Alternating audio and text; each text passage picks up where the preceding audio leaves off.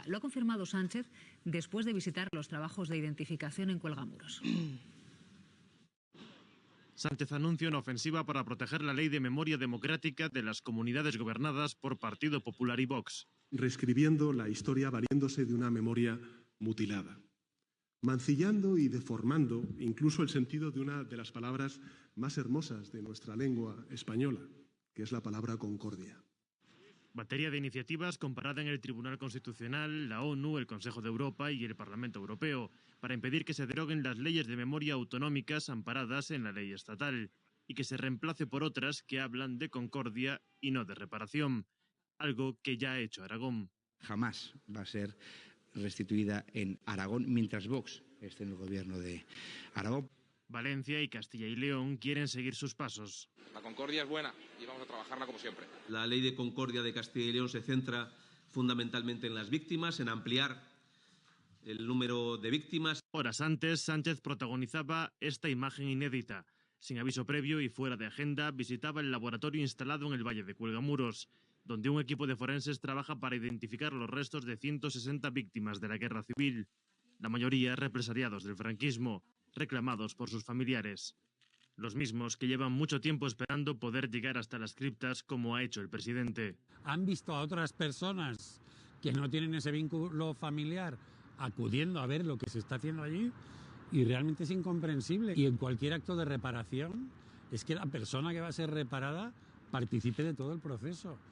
Se han quejado y con efecto. El gobierno invita ahora por carta a las familias a conocer de primera mano los trabajos de exhumación de sus antepasados. Hasta ahora el gobierno había vetado esa posibilidad alegando problemas de seguridad. Las labores, en marcha desde junio de 2023, han permitido ya que 11 familias recuperen los restos de sus familiares. 150 siguen esperando tener pronto esa oportunidad. Emilio Silva es el presidente de la Asociación para la Memoria Histórica. Emilio, muy buenos días. Hola, buenos días. Antes de nada, ¿a ti qué te parecen la iniciativa de los gobiernos de Partido Popular y Vox de derogar leyes de memoria histórica?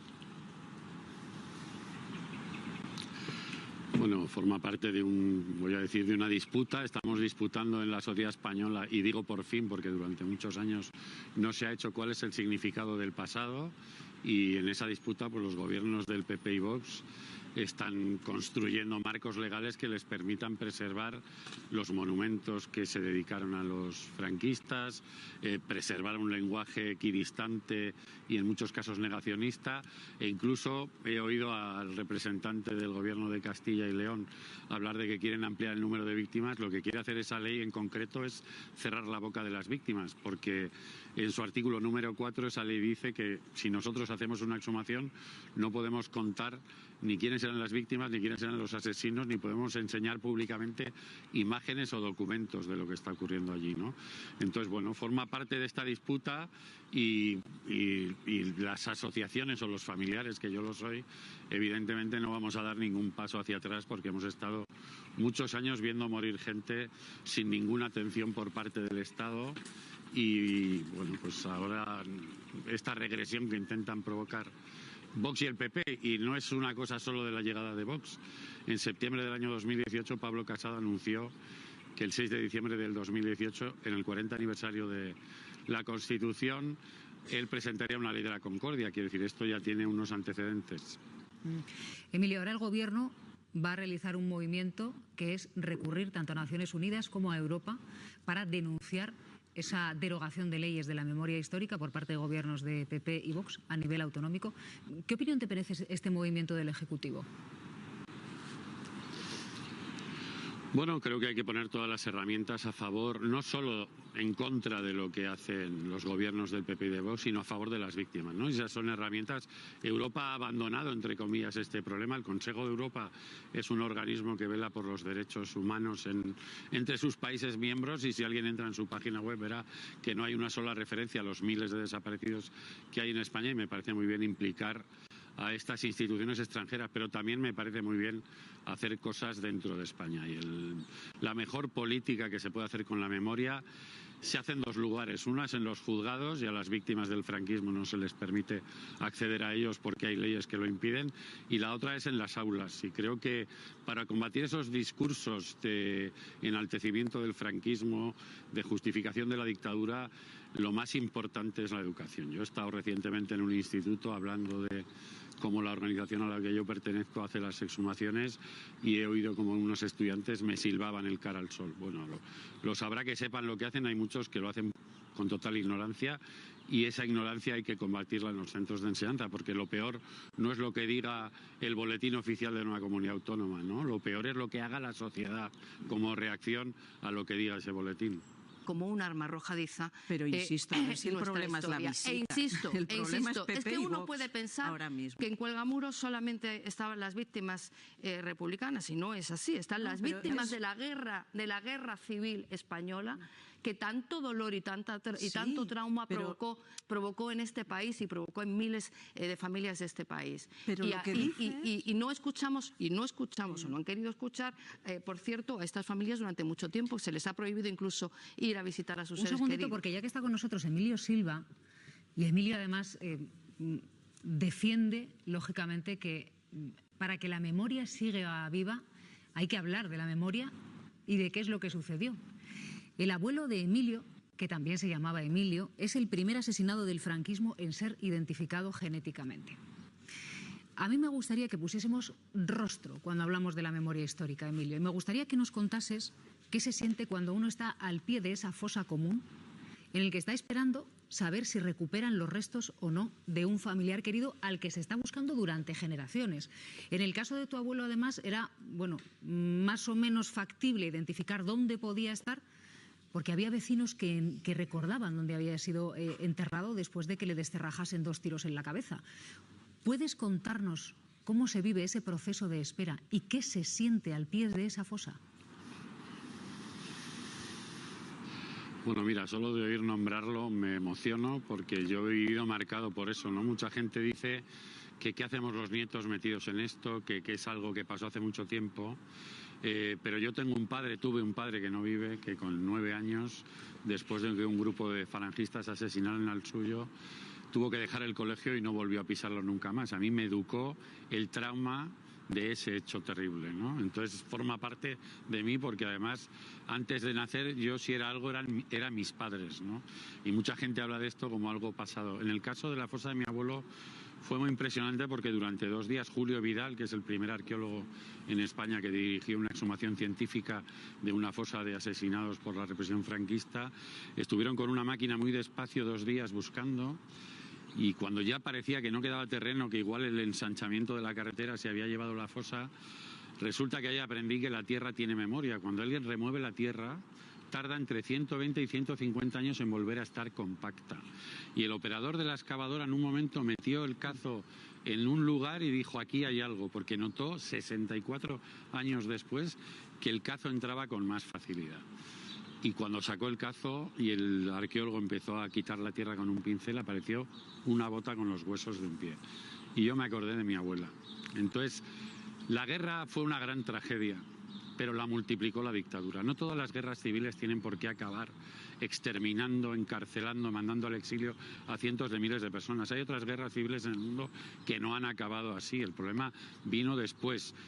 Mi abuela, Modesta Santín, que se quedó viuda con 32 años, con 6 hijos, la menor de 8 meses, podía haber ido a recoger el cuerpo de su marido y haberlo enterrado en un cementerio. No era ningún problema, digamos, para quienes habían dado el golpe de Estado. Pero quienes lo habían dado tenían un proyecto para mi abuela, para mi padre, para sus hermanos, y era multiplicar su castigo y su sufrimiento. Y el verdadero problema viene de ahí. Entonces, cuando oigo, que he oído antes a alguien decir la palabra reconciliación, la palabra reconciliación es una palabra que ya casi ningún organismo internacional de derechos humanos está utilizando, porque normalmente es una palabra que suena muy bonita, parecido a lo que suena la palabra concordia, pero en general está muy vacía. A mi abuela en la transición nadie le preguntó si quería morirse 22 años después de que se muriera Franco sin haber podido enterrar el cuerpo de su marido en un cementerio. Hoy, por suerte, y eso repara una milésima parte del sufrimiento que tuvieron familias como la mía están enterrados juntos, ¿no? Entonces, yo sé que ya la derecha, ni PP ni Vox se oponen a eso, porque eso ya lo han admitido, ¿no? El problema es lo que no es eso, que es lo que esta sociedad tiene que decidir colectivamente. ¿Qué significó la guerra? ¿Qué significó la dictadura? ¿Qué significó que mi abuela ejerciera el derecho al voto por primera vez en unas elecciones generales en 1933, que lo hiciera otra vez en 1936 y que no volviera a hacerlo hasta 1977? Cuando mi abuela vota en 1977 no está haciendo la transición a la democracia. Mi abuela ya hizo en los años 30 esa transición. Mi abuela está recuperando la democracia. Entonces, lo que hay que conversar civilizadamente es qué significado tiene que tener esa parte de la historia. Y para eso hay que poner todas las herramientas y dejar de hacer ruido, porque en las exhumaciones que nosotros llevamos haciendo más de 23 años, no oímos esa escandalera que hay muchas veces en las instituciones, y se acerca gente que piensa distinto de nosotros y nosotros intentamos ser muy pedagógicos con ellos. Entonces aquí se trata de hacer mucha pedagogía, porque durante muchos años el Estado español se dedicó, a fabricar ignorancia. Perdón, que me enrolla un poco. No, es que sé que estás emocionado porque, hombre, es que la historia de Emilio, los que la conocemos, es una historia de mucha dureza, muy emotiva. Su abuelo Emilio, que se quedó en el Bierzo por amor, porque se enamoró de Modesta, la mujer que le buscó toda su vida. Claro, es que yo le veo... Bueno, me vas a hacer... Sí, le veo a Emilio emocionarse. Quería preguntarte una cosa más. Porque tú en concreto has sido extraordinariamente crítico con esa visita del presidente del Gobierno a Cuelgamuros. Después, el Gobierno ha abierto la puerta a que los familiares también podáis visitar la cripta con pequeñas visitas. No sé si ha determinado pues cuándo sería, si os va a dar un plan próximamente. ¿Qué os parece esta iniciativa? A ver, yo no he sido crítico directamente con la visita de Pedro Sánchez. Me parece muy bien que los gobiernos normalicen acudir a espacios que tienen significados históricos, ¿no? Eso me parece perfecto. Lo que no me parece bien es que a los familiares, en el verano, en julio del año 2023, cuando pidieron visitar las exhumaciones que se están haciendo en las criptas, se les dijo que no podían hacerlo porque había problemas de seguridad. Pero si uno mira las hemerotecas, verá que en las primeras imágenes que distribuyó entonces el Ministerio de la Presidencia hay gente en el espacio de ese laboratorio en mangas de camisa, sin una mascarilla y tranquilamente hablando. Entonces uno tiene que pensar por qué puede estar ahí un técnico en esa situación y no puede estar una familia, cuando hay un protocolo del Gobierno del año 2011 que está en el Boletín Oficial del Estado que dice que las familias siempre acudirán a esto. Y además, cuando estamos hablando de reparar a alguien, tenemos que tener en cuenta que la persona reparada tiene que participar desde dentro del proceso. Nosotros estábamos haciendo una exhumación hace 2 días en Mojados, un pueblo de Valladolid, y el nieto de la persona exhumada estuvo moviendo kilos de tierra, participando con nosotros, porque es una necesidad formar parte de esto, después de tantos años. Entonces, lo que pedimos es que, además de que se hagan visitas como esas, no se desatienda en ningún caso a las familias, que son la razón por la que alguien ha decidido hacer una exhumación en esas criptas. Es porque lo pidieron unas familias.